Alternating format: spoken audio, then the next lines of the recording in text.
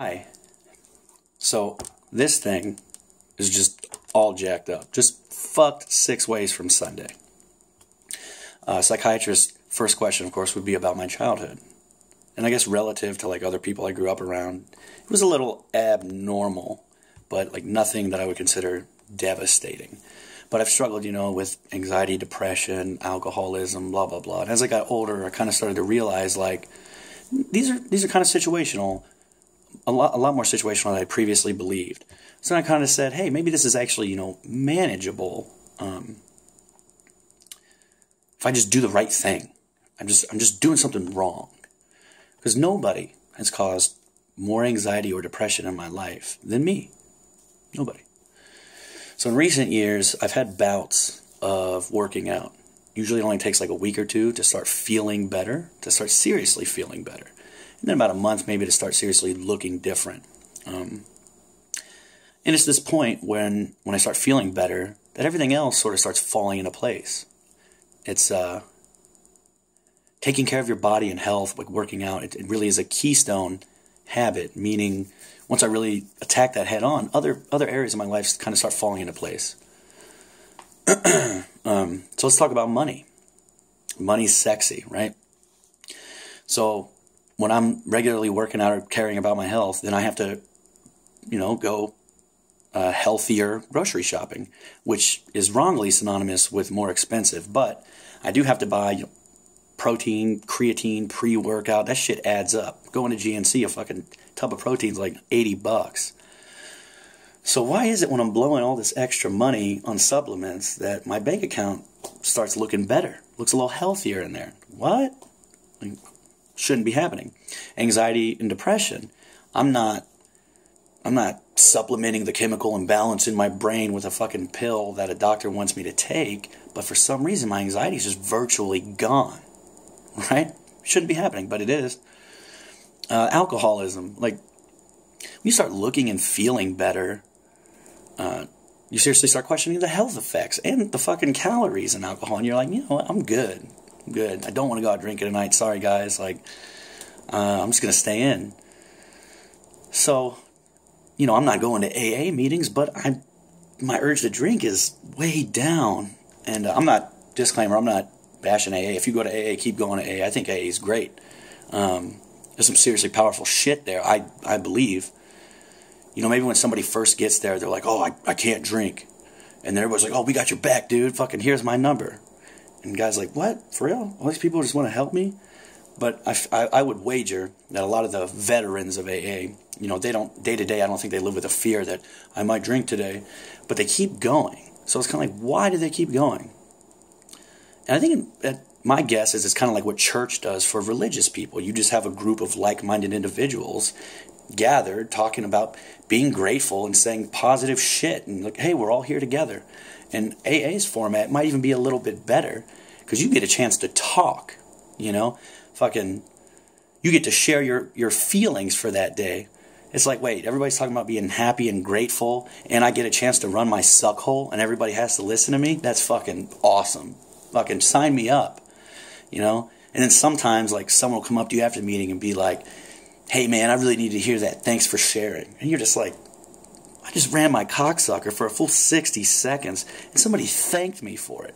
Holy shit. I wish there was like a I'm just bored anonymous meeting. So everybody, you just fucking, like a big circle jerk where everybody's just like, oh, stay positive. Because it just fucking really works. You got to change this thing. So your keystone kickoff might not be working out. Could be going to AA. Could be going to church. Just anything to fucking get this thing to just work differently. Just work for you instead of against you. For me, working out, that was a no-brainer for me to choose because like I've had body issues since probably about like 4th grade. It was when I realized like, hey, I'm kind of bigger than most everybody else. And it was a huge area of stress and anxiety in my life, and all my relationships suffered from it. Like just the self-loathing and self-hatred just felt unappealing, unwanted. And I certainly didn't want to like go out and do shit, especially in the summertime. I'm just gonna fucking keep all this just keep this locked away, fucking hide that shit.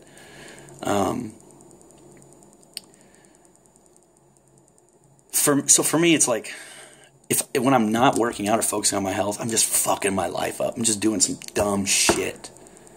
It's like, get buff or bust for me. That's what I've noticed. Now here's the kicker. This is the shitty part. I know this. You know this. I think everybody knows this. If I could just fucking take this thing out and fucking rewire it, or just pay somebody to just edit the code, you know? I'd pay fucking good money for that. So, it's like, I build this house of cards. Whenever I want to start doing something, I build up this house of cards and I just fucking knock it over. And I don't just like bump into it or like breathe too heavy. I fucking drive my car 75 miles an hour right through my living room fucking wall and knock that shit over. And then I get out of my car and I just look at the fucking cards scattered everywhere. Oh, great. Now what am I going to do? Fucking just feeling sorry for myself. And I'm the one doing it. So I think, like, when somebody asks somebody that's in shape, like, oh man, how do you do it? Well, you know how to do it. You don't eat garbage and you exercise. I hope you can see the correlation and causation there. You know what I mean? Directly affects. So I think what's really being asked when people ask that question is, how do you find the motivation to do it? And I'm sure there's like just an infinite amount of answers to that question. For me, I've noticed that for virtually anything, starting is the hardest part. You know, once you start to feel better and once you start looking different, motivation comes a little easier. So it's that starting thing, getting over that first hump. And for me, as dumb as it sounds, it was just making my bed. That's it. I said, no matter what, you're going to make your bed before you go to work. That's it. And then one day, I barely got my bed made. I was almost late to work, and I was like, you know what, man, I got to give myself 5 extra minutes. I'm going to wake up 5 minutes earlier, so that way I don't have that day where I don't make my bed. And then it was like, oh, hey, now I have time to make fucking some coffee before I go to work. Now I feel twice as good about myself, and I'm saving a little bit of money on top of it. I think the best way I ever heard it described is like your motivation, your self-discipline, whatever you call it, it's like a muscle. If I want my arms to get big, I can't go pick up 100-pound dumbbells and start fucking moving those things. I got to start smaller. And after those muscles get flexed enough times, I can start to carry more weight with them, right? So, you need a place to start? Just make your fucking bed. It's just, for me, it was kind of that easy. I mean, there's a lot of hard shit going, you know what I mean? You have troubles along the way, but to get that first bout of motivation for me, that was it. So I'm tired of letting myself down. I'm tired of letting myself off the hook. All these bullshit excuses that just ultimately hurt me. Today is my day. Me. Selfishly about me. Because I believe if I put me first, whatever I put second will be first rate. Right? I don't know. I'm grateful for today. Remember to make your bed.